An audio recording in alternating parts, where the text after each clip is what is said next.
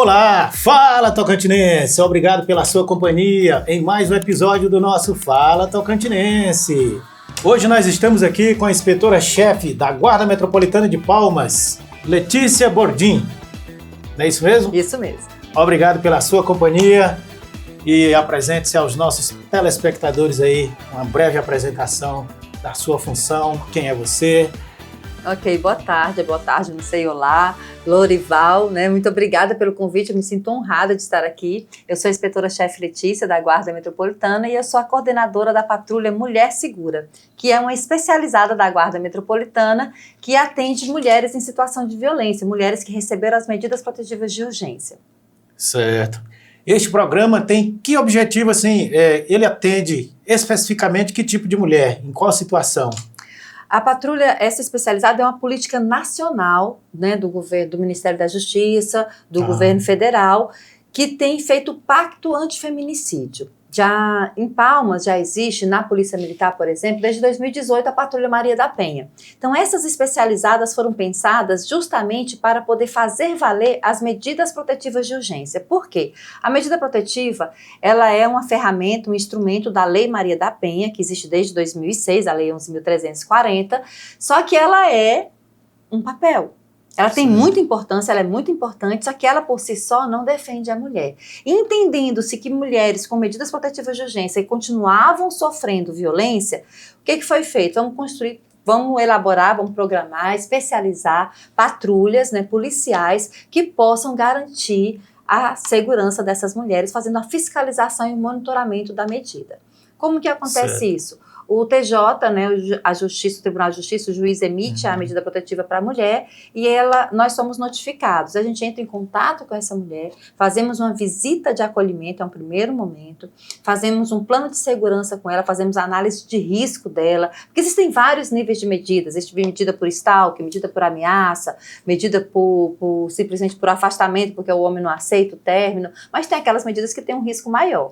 E aí a gente faz toda essa análise de risco, elabora o plano de segurança, coloca o aplicativo Mulher Segura no celular dela, que tem um botão de pânico. Tem um aplicativo da nossa patrulha, que a gente coloca no celular da mulher que tem a medida, e se ela acionar esse aplicativo, a nossa central soa um alarme, né, para todas as nossas viaturas que estão aí na cidade de Palmas. Então, essa é a principal função. Mas, junto com isso, a gente também tem uma função educativo-preventiva, que é levar essa consciência sobre as leis nas escolas, na comunidade, nas empresas, onde tiver uma mulher, onde tiver um homem que precisa ser reeducado, que precisa entender um pouquinho mais esse processo aí dessa lei, né? A gente está lá ajudando. Muito bem. E deixa eu entender, então. A mulher, ela sofre uma violência doméstica, aí ela procura uma delegacia, né? Faz um boletim de ocorrência, aquele boletim de ocorrência junto, ela pede a medida protetiva. Essa medida protetiva é quando o tribunal ele delibera para que seja, né, para que ela seja incluída nessa medida protetiva, aí é que vocês entram em ação. Isso, aí nós entramos em ação. Aí que vocês entram em ação. A primeira mulher tem que fazer o BO, solicitar a medida, esperar a decisão judicial, aí ela está sob a guarda. Isso, da Guarda Metropolitana, da Patrulha Mulher Segura. Patrulha Mulher Segura. Exatamente. E nesse sentido, como é que se dá esse acompanhamento? Assim, é uma viatura que vai... Nós temos várias estratégias, como eu falei. Primeiro é feita a análise de risco dela. Nessa primeira visita para ela, vocês fazem uma visita. A gente vai lá conhecer a história dela, a gente vai entender o que aconteceu, entender quem é esse homem. Aí nessa análise de risco a gente vai pensar, esse homem tem arma? Esse homem ele já tem outros crimes? Ele já matou alguém? Ele está ameaçando ela de morte? O que ele está fazendo? Qual é a análise de risco dela daquela situação? Então, nesse primeiro momento, a gente vai orientar ela, um plano de segurança, a gente vai orientar ela a não estar nos mesmos lugares, porque ela tem uma rotina. Eles eram um casal, eles tinham uma rotina de supermercado, de padaria, de escola, de ruas, de trajeto. A gente vai orientar ela a mudar tudo isso, porque ela também tem que ajudar para que a medida protetiva de urgência não seja descumprida, porque de repente ela vai no lugar onde ele está.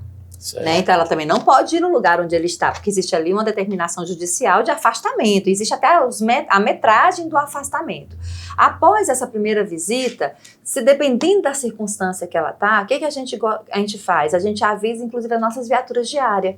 A viatura diária vai para aquela região que ela mora, a gente explica no endereço tal, já faz um patrulhamento lá, já identifica o endereço, para caso ela tenha necessidade, ela aperte o botão do pânico, a nossa viatura já sabe, inclusive, onde é o endereço dela e vai poder chegar mais rápido. Porque o tempo médio, né, que o homem leva para matar uma mulher é 30 segundos. Então, 30 segundos. É muito rápido. E a gente tem que estar muito atento em relação a isso. Então, além do patrulhamento, se ela precisar fazer um translado para abrigamento, ela tem que ir lá buscar as coisas dela.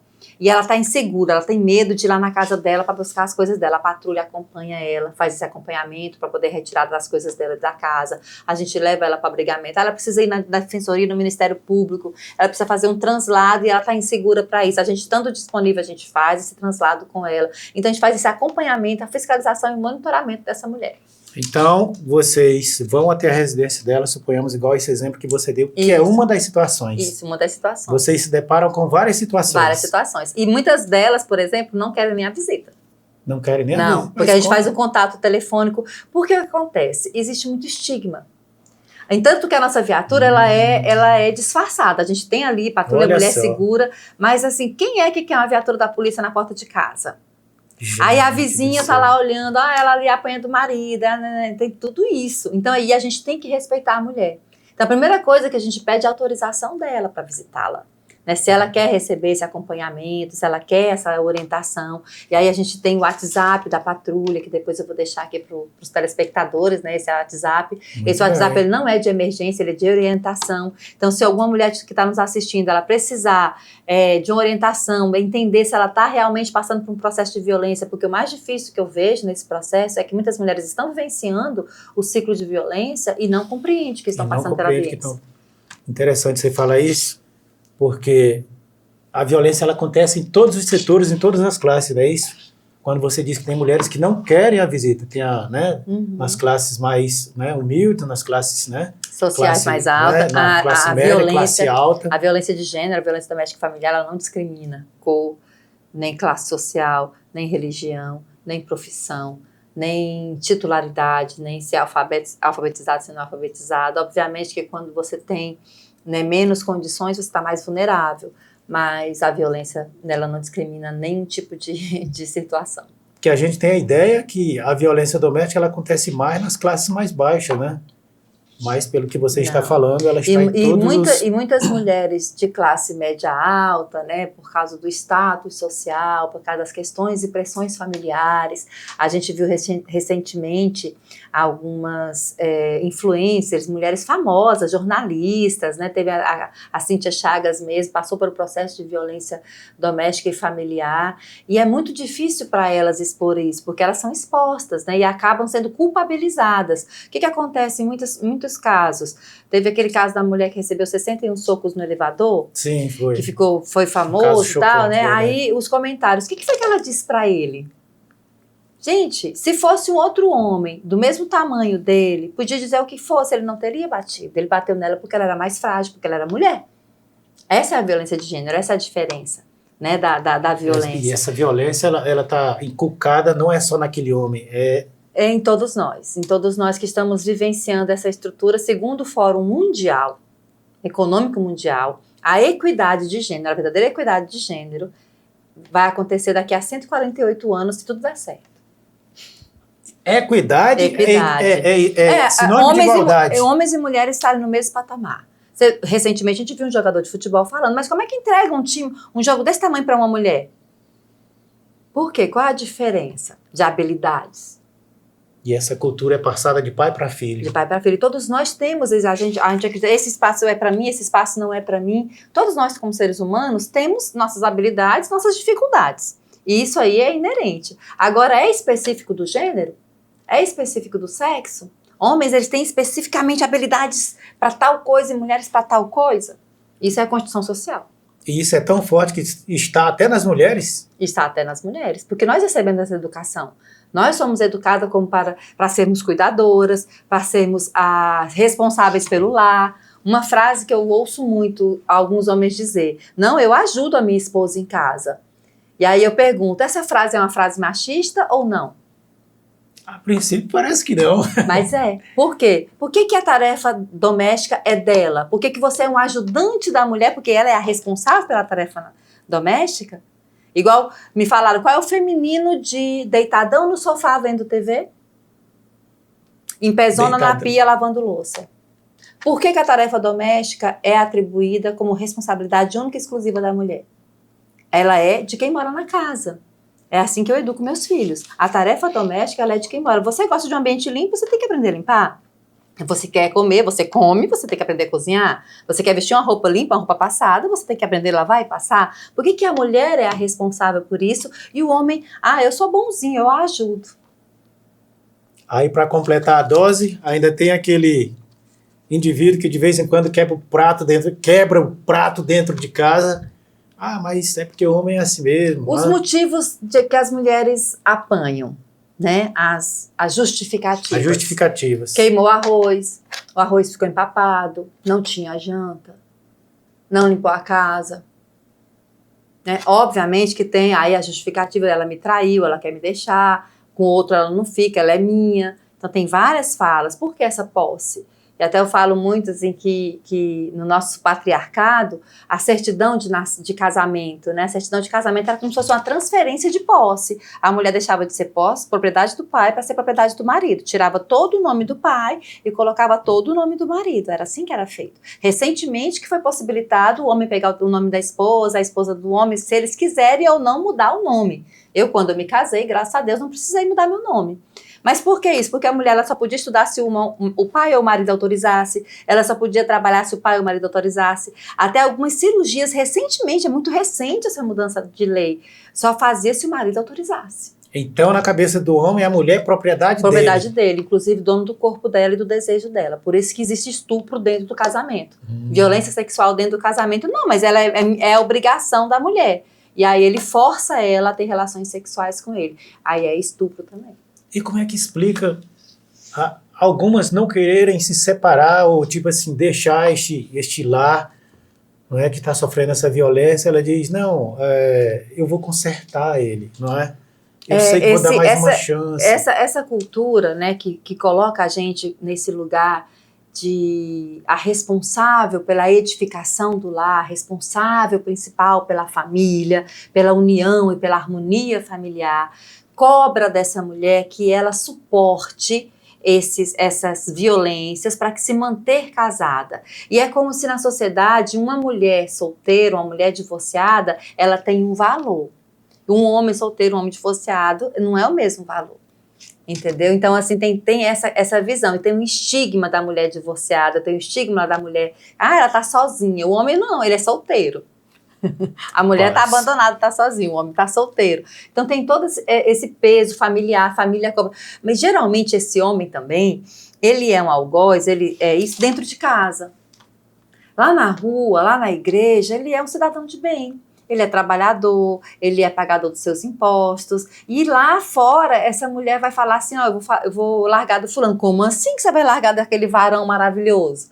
Como que você vai deixar um homem bom desse? O homem não tá fácil, não. E começa essas falas que fazem com que ela se sinta responsável por se manter ali. E ela muitas vezes é muito julgada e ela é culpabilizada. Naquele caso de Itumbiara, que o homem matou os 2 filhos e se matou depois, né, alegando que ela tinha traído. Existem algumas evidências de que eles já estavam separados, mas independente, vamos supor que ela tenha realmente traído ele. Aí eu quero perguntar aqui para você, se toda mulher traída matasse os filhos, você estava vivo? Não. Eu não estaria. Literalmente não. Eu não estaria viva, porque se minha mãe matasse os filhos dela quando ela descobrisse a traição do meu pai, eu não tinha menino no mundo, não, gente. Não teria.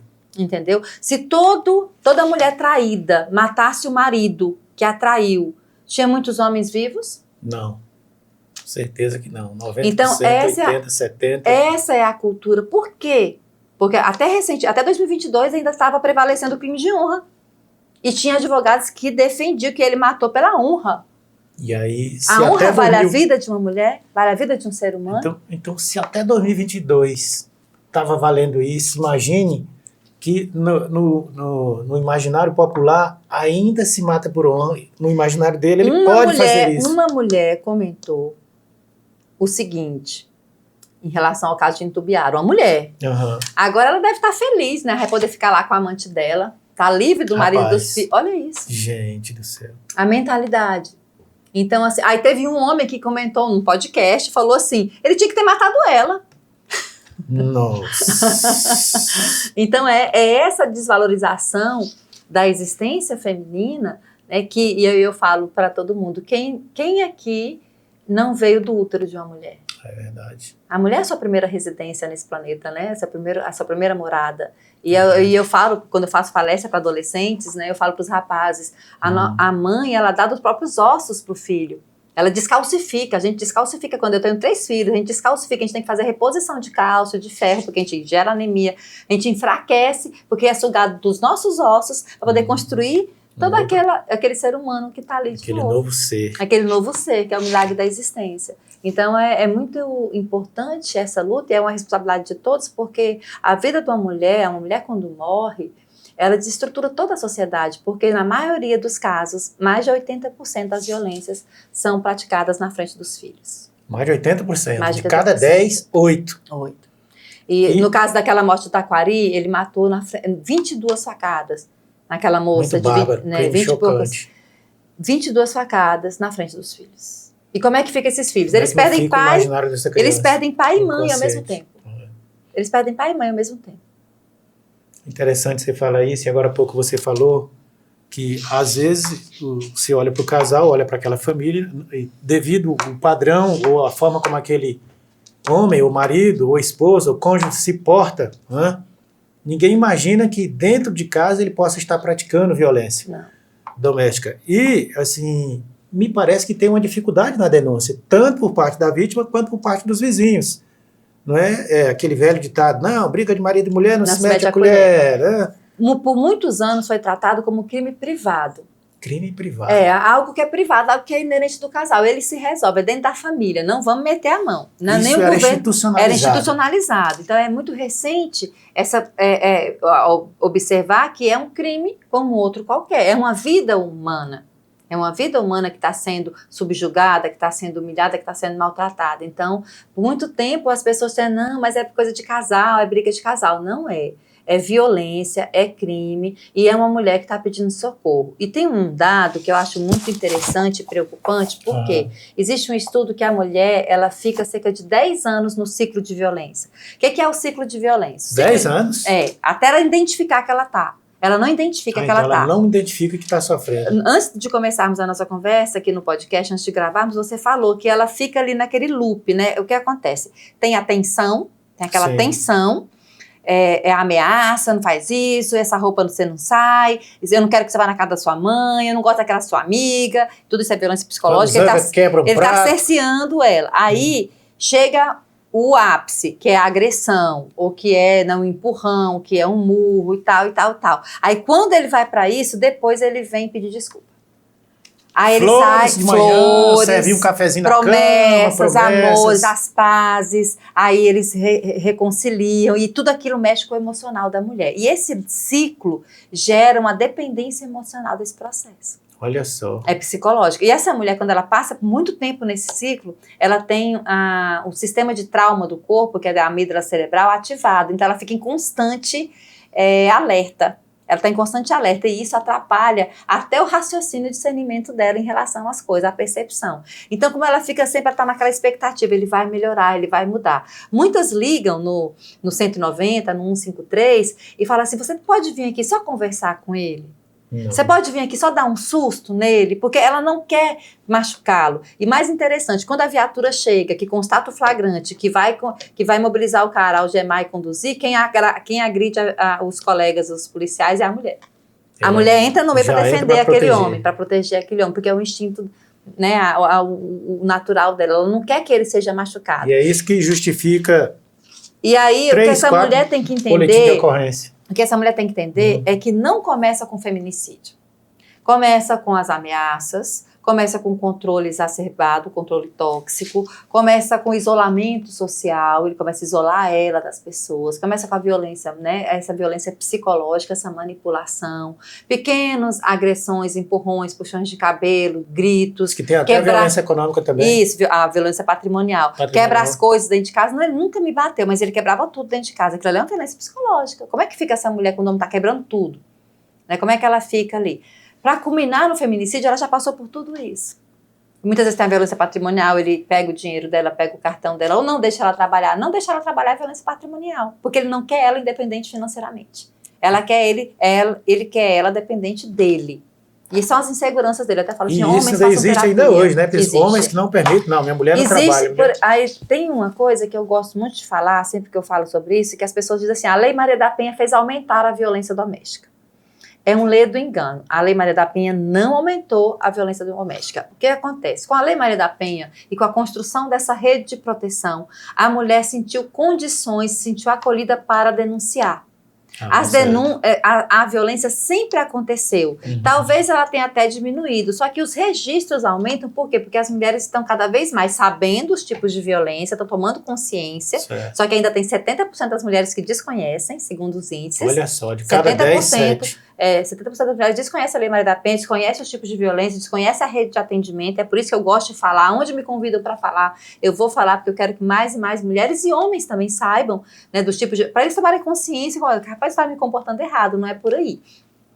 Então, o que acontece? Ela propiciou as denúncias, os registros. Mas hoje, por exemplo, no nosso Tocantins, fala tocantinense, né? Lá no interior, onde não tem uma delegacia, onde não tem a rede de proteção, não tem uma especializada, não tem nem a polícia presente.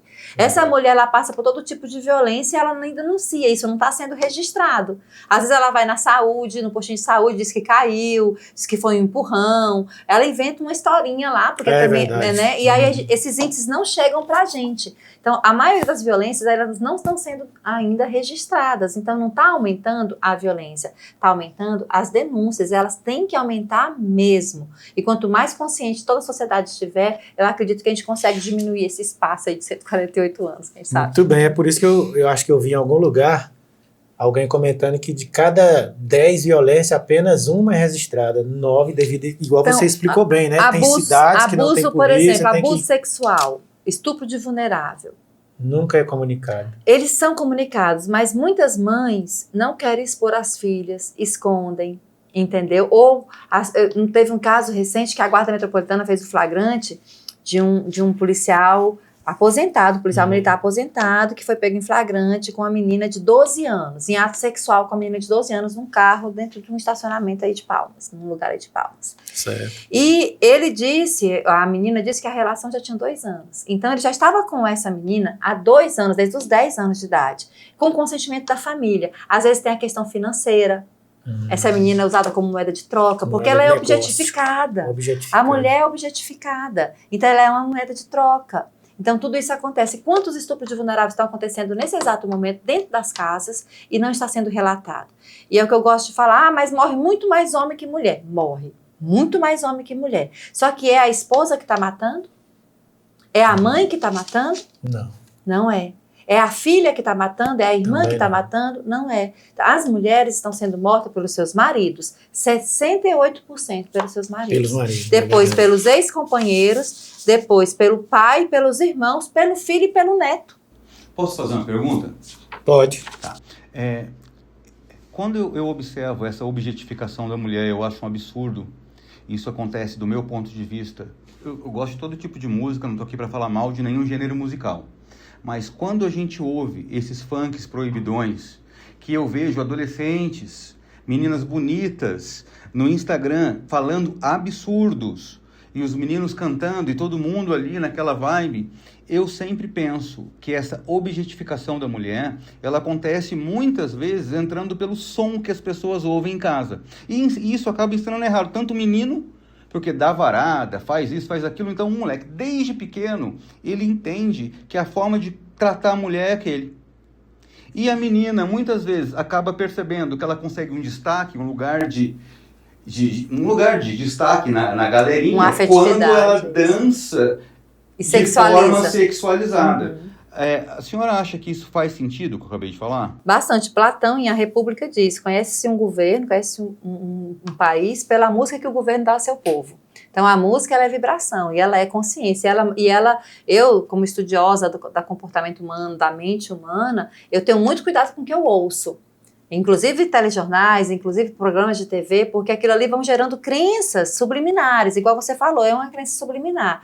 Eu só tenho valor se eu for a gostosa, né? Se eu rebolar até o chão, se eu for desejada por vários caras, né? Então aí eu tenho esse valor. E tudo isso reflete essa objetificação. Quantos anos a gente viu, por exemplo, propaganda de carro, de cerveja, todo tipo de comercial vinculado, utilizando o corpo feminino. Ainda hoje, cerveja, por exemplo. Ontem me falaram uma coisa que eu não tinha parado para pensar, porque é tão naturalizado e a gente não para para pensar. O jogo de vôlei de praia masculino, qual é a roupa? É um bermudão e uma camiseta normal. Qual é a roupa da mulher? Verdade. Um biquíni. Ela tá seminua, ela tá de calcinha e sutiã jogando vôlei. Por que ela não pode estar de bermuda e camisa também? Por que tem essa coisa da exposição do corpo feminino como esse objeto de desejo? É um objeto. Essa objetificação passa pela sexualidade. E outro índice interessante que você fala sobre a sexualidade, que as mulheres que são mortas, a maioria delas, estão entre 18 e 44 anos. A idade da fertilidade, a idade da sexualidade mais exacerbada. Então, é o vínculo sexual que faz com que o homem se sinta dono. Eu falo assim, ele carimbou a mulher, né? Ele introduziu o falo dele nela, pronto, ela é minha, e agora daqui ninguém mais faz isso. Eu sou o dono e proprietário dela. Por isso que muitos ameaçam, dizendo, se não ficar comigo... Não fica com ninguém. Não fica com ninguém. Não fica com ninguém. Se acha e no mundo falocêntrico, o sexo masculino tem um valor e o sexo feminino tem outro. A maioria das mulheres tem vergonha da própria vulva. Mais de 80% não se olham no espelho, tem vergonha da própria vulva. Por quê? Porque o sexo proibido se fecha. Isso é feio. Isso já tira a mão daí. Nela já. Desde pequenininha. Desde pequenininha. Desde pequenininha. E todos nós crescemos assim. Então, desconstruir isso, tem um poeta, eu esqueci o nome do poeta, que ele fala assim, o difícil não é aprender, o difícil é desaprender, se desfazer da tinta velha, da tinta antiga. Não é fácil, mas é o processo. Está de parabéns a Guarda Metropolitana de Palmas. Temos aqui a doutora Letícia Bordim, bem preparada, como vocês estão vendo. E falando sobre esses desafios da patrulha, não é? Você já deu uma aula aqui para nós, sobre machismo, não é? Sobre isso que está introjetado na mente da sociedade, né? Esse preconceito, esse estigma, esse estereótipo, né? Em desfavor da mulher, que ela tem que lutar contra tudo isso, né? Qual o maior desafio de vocês, né, enquanto, né, nesse programa Patrulha, né, Mulher Segura? É conseguir justamente essa compreensão, essa adesão, essa consciência de todos, de homens e mulheres. E eu quero aproveitar para fazer um convite. Dia 27 de março nós teremos a primeira caminhada Mulher Segura, que vai sair ali do Paço Municipal até o Parque Cesamar, que o lema da caminhada é proteger nossas meninas e mulheres é responsabilidade de todos. Então, o meu desafio, o meu desejo, o meu sonho é que a gente possa acordar e não ter medo. Certo. Eu falo o seguinte, muitos homens não sabem o que é acordar desde manhãzinha e ter medo de ir na rua. Pensar na roupa, pensar no decote, está muito curto, está muito apertada, o horário que é, onde que eu vou, com quem que eu vou. A mulher, ela pensa em tudo isso porque ela está o tempo todo sendo alvo de violência. Os índices de estupro em Palmas é altíssimo. Estupro de vulnerável, então, é aterrorizante. E o maior desafio, como você falou também, é a gente desconstruir a violência simbólica que está expressa na música, que está expressa nas falas, que está expressa, como a gente falou agora há pouco, né? Colocou o juízo de 10 mulheres numa galinha e foi botar no mato. Isso é uma fala. O juízo de mulher, colocaram em 10 galinhas e a galinha... Não, botaram o juízo de 10 mulheres em uma galinha e a galinha ainda foi botar no mato. Era isso, assim que eu escutava. É verdade. Como se a mulher não tivesse capacidade de raciocínio. Mulher no volante perigo constante. Mulher casa de branco para combinar com geladeira e com fogão. Mulher pilota é fogão. Esse tipo, lugar de mulher na cozinha, lugar de mulher dentro de casa. Então, o maior desafio é que nós, mulheres, possamos compreender que somos seres humanos, que somos pessoas com valores similar, igual o dos homens. Homens e mulheres são diferentes, sim, mas não têm valores diferentes. Têm capacidades, têm características diferentes, todos nós somos diferentes. Mas essa diferença é que enriquece, e essa diferença é que complementa e que equilibra. Então, que nós possamos, o maior desafio é conseguir construir, desde pequenininho, porque agora tem movimento Red Pill, tem um monte de coisa aí que está acontecendo, que a gente pensa, meu Deus, em 2026 ainda tem pessoas que levantam a bandeira do machismo, levanta a bandeira daquele estupro coletivo que teve recentemente, os 4 rapazes lá, um deles se entregou com a camisa do lema do Red Pill, não se arrependa de nada, estava escrito na camisa dele. Tipo assim, se for em relação à mulher, então pode meter o sarrafo, pode fazer o que você quiser, que você tem com a razão. Incentivando jovens, meninos, né, rapazes, a entrarem nessa loucura de superioridade. E é o que eu falo, o feminismo, ele não é uma luta contra o homem. Ele é uma busca por igualdade. Quando se fala em machismo, o oposto de machismo é o femismo, que aí sim é o ódio ao homem. Né? E existem mulheres que são feministas? Existem. Existem homens bons e mulheres que mentem, até falar, tem muita mulher que mente na questão da Lei Maria da Penha. Tem também, só que são exceções. São exceções. E, então, é interessante, sim. É importante a gente levar consciência e a gente se conscientizar também de como desconstruir todas essas ideias torpes que causam e estão gerando tanta violência. Esse desafio é muito grande. Porque, a título de exemplo, algumas interpretações, por exemplo, na religião, mulheres, sede submissa aos vossos maridos, não é? Aí tem uma pancada se a gente for entrar nessa seara, né? Se a gente for entrar nessa seara, vai gerar uma polêmica, porque eu tenho pensamentos bem polêmicos em relação a isso. Mas eu quero também defender. Sim, sim. Nós temos um pastor, eu não lembro o nome dele, eu devia ter pego o livro, ele escreveu um livro orientando outros pastores a lidar com essa situação. Porque a própria igreja, existe um dado seguinte, que a mulher procura quem quando ela sofre violência? 58% a família, 56% a igreja. Só depois que elas vão procurar as autoridades. Então ela procura a igreja. Então essa igreja tem que estar preparada para não permitir que ela continue sofrendo violência. A conscientização tem que ser para toda a sociedade e todas as instituições. E sair dessa interpretação de que a submissão é aceitar ser morta. Posso fazer outra pergunta? Desculpa, tá me metendo louco. Sim. Já ia perguntar. Eu tô só perguntar. Aqui, depois eu ponho o áudio bom lá. A ideia de abrir uma porta para a mulher do carro e fechar a porta, de puxar uma cadeira para ela se sentar, de pagar uma conta ou de trocar um pneu quando o pneu fura, é machismo? É uma pergunta bem forte, né? Eu acredito que é uma gentileza. Mas, de certa forma, ele pode estar estereotipando comportamentos, né? Eu acredito que tem que existir acordos. O homem que tem que pagar, a mulher que tem que pagar. Gente, isso é uma decisão individual. Acho que é uma decisão de cada casal, de cada ser humano. Eu acho que tem mulheres que entram em relações, ela tem uma condição financeira melhor, mas ela conheceu um cara que talvez não ganhe a mesma quantidade que ela, mas que é um cara bom, um cara que tem valores semelhantes, e que os dois entram num acordo ali e se decidem. Trocar o pneu. Estou com a minha esposa, o pneu fura e tá chovendo, vou falar, desce, você é tão forte quanto eu, você dá conta de trocar um pneu na chuva, ou eu vou descer e vou trocar o pneu. É uma gentileza sua. Fisicamente, você é mais forte que a mulher, você tem mais condições de trocar isso, mas ela também ela pode aprender a trocar o pneu, né? Mas se na presença dele, eu acredito que é um cavalheirismo, consenso, que é uma gentileza, e que é um ato que eu digo assim, qual é, vamos pensar biologicamente na história, né? Se a gente for pensar, analisar biologicamente e entrar nisso aí, gera muita polêmica, você sabe disso. Não, a pergunta foi essa, né? Mesmo. E o homem, ele tem mais testosterona, ele tem força de arranque, ele ergue essa mesa aqui com mais facilidade do que uma mulher ergueria. Certo. E a mulher tem mais força de resistência, ela aguenta carregar 20 quilos o dia inteiro no braço. E às vezes um homem ele não consegue carregar 20 quilos o dia inteiro. São habilidades distintas. E uma das coisas que a natureza mostra é que o homem tem essa força justamente porque ele, na antiguidade, ele ia caçar.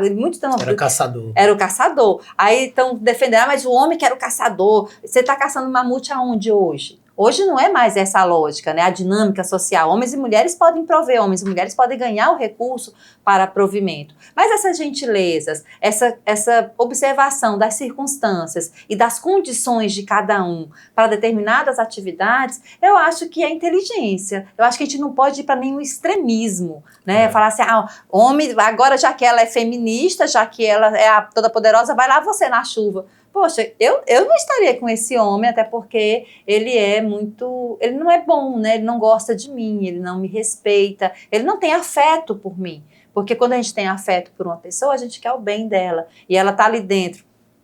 É muito, muito claro que é ele que tem que... Então a relação a dois é o bom senso, é o diálogo. Isso, é o diálogo, o respeito. É o respeito. Eu acho que, até eu já vi algumas pessoas falando, e eu falo muito isso, amor, ele tem duas premissas, admiração e respeito.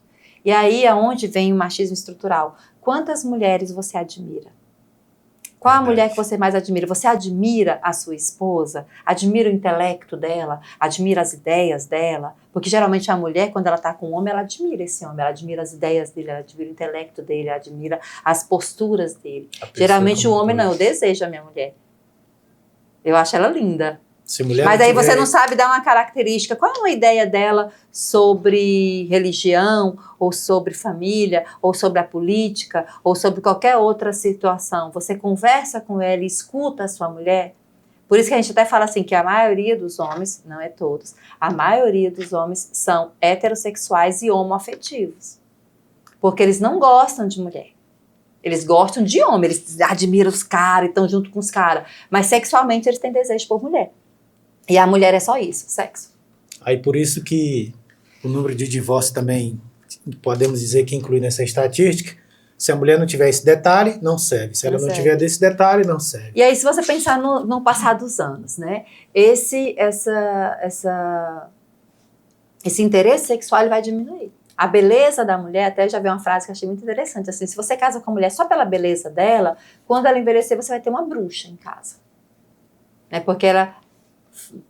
velha, né, e chata, é mais ou menos nesse sentido, né? Da mesma forma, um homem, você vai ter um ogro em casa. Né? Então, você está só pela beleza, porque a beleza ela vai sair, ela vai deixar de existir. Mas as ideias, a conexão intelectual, quantos homens estão com a mulher porque admiram o que ela pensa, o que ela faz?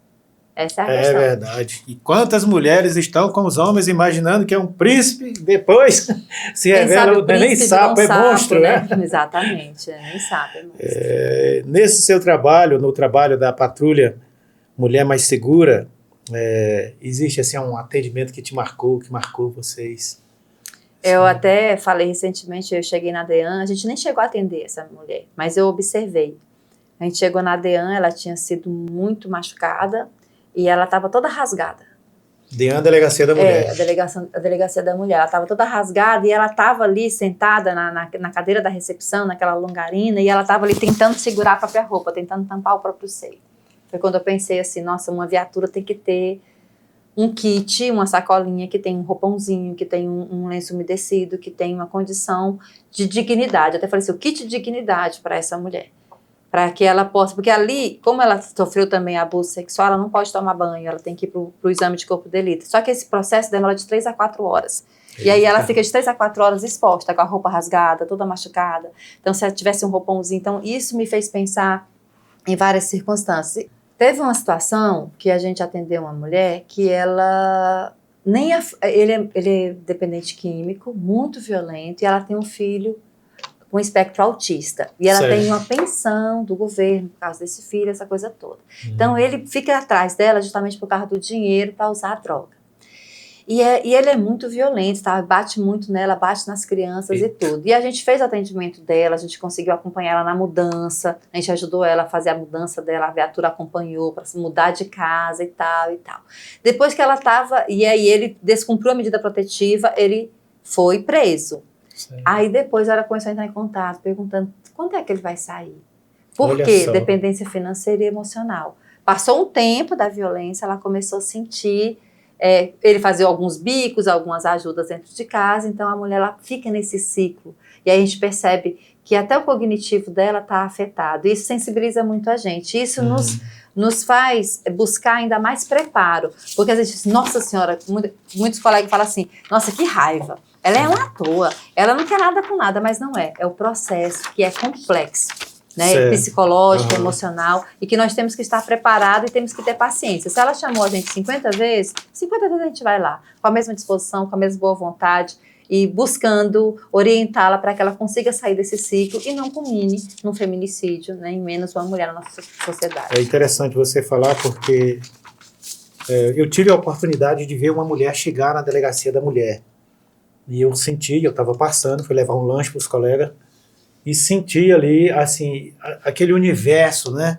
A mulher chegou, igual você falou, né? Lesionada, roupa rasgada, criança no colo, né? O marido havia sido preso, aliás, não tinham pego ainda, a polícia ainda estava atrás, e ela chegou e sentou-se na calçada e começou a chorar.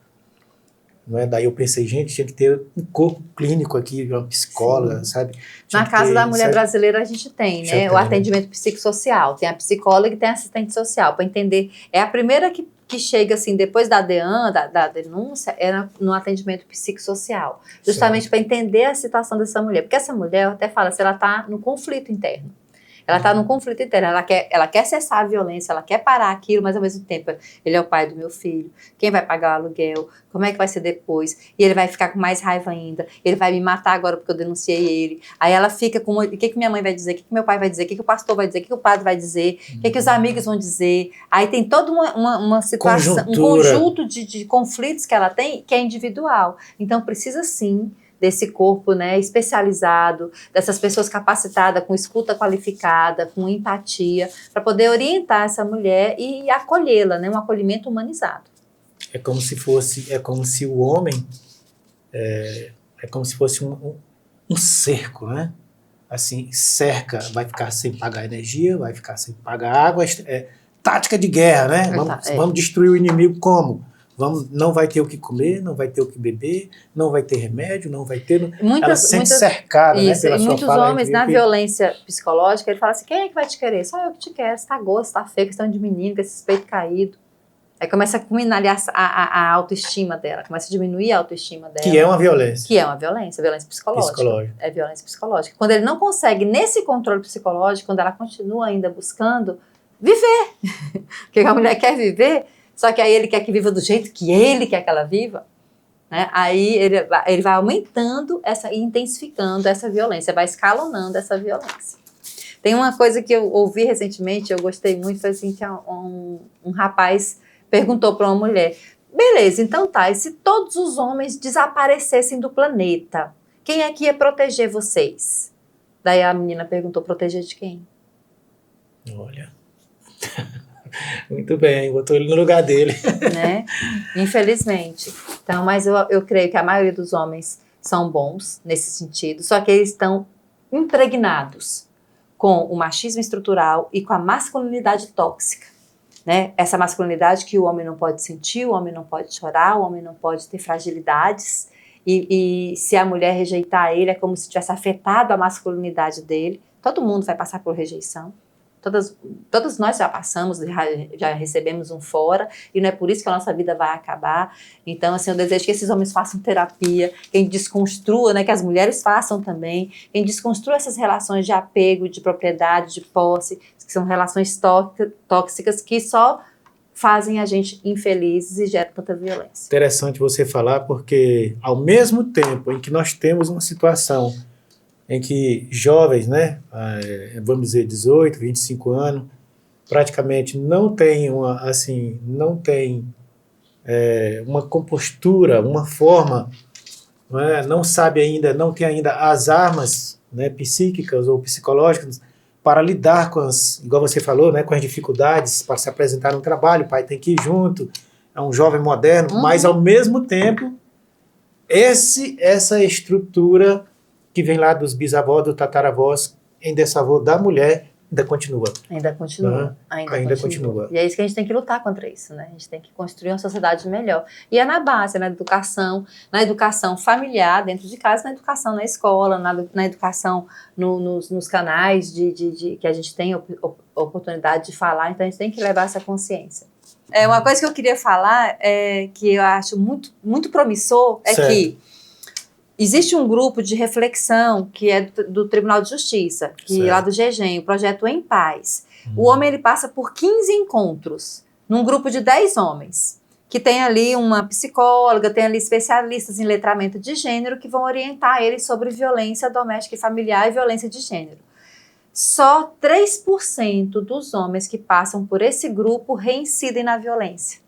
Então quer dizer que eles desaprendem a violência. A violência foi aprendida como um mecanismo psicológico de defesa e de comprovação da sua masculinidade, mas ele desaprende esse processo e ele se desconstrói e se torna um homem, né, não violento. Eu gosto de ir na origem, e eu acredito que a origem está realmente na estrutura emocional de todos nós. Então, homens e mulheres, esses dias eu escutei um homem falando que quando uma mulher não se sente segura dentro de uma relação, ela, para se proteger, ela acaba adquirindo posturas e mecanismos de defesa que são atribuídos ao homem, só que aí ela acaba se exacerbando, e muitas acreditam que se comportarem igual aos homens é a garantia de equidade. Não é. Então, tipo assim, confundiu liberdade com libertinagem, agora eu vou ser a pegadora porque os homens foram pegadores. É igual eu vi um texto de uma mulher recentemente, ela falando assim, não é sobre vingança, porque se fosse sobre vingança, a gente teria que passar 2.000 anos matando, estuprando e silenciando. Não é sobre isso que a gente quer falar. A gente não quer